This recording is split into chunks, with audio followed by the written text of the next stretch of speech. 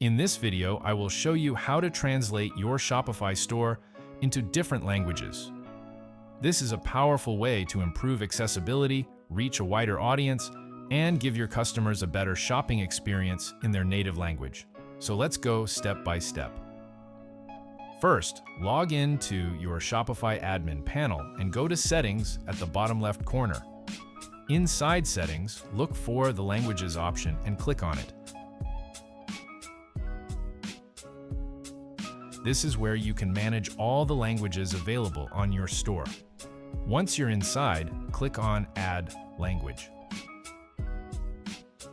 Now you'll see a list of languages that Shopify supports. Choose the language you want to add to your store and confirm your selection.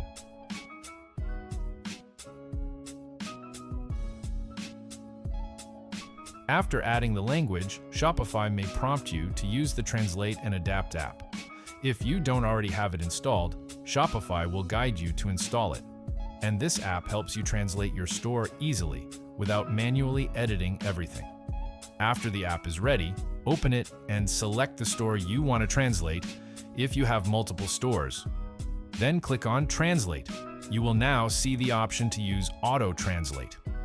Turn this on, and Shopify will automatically translate your store content into the selected language.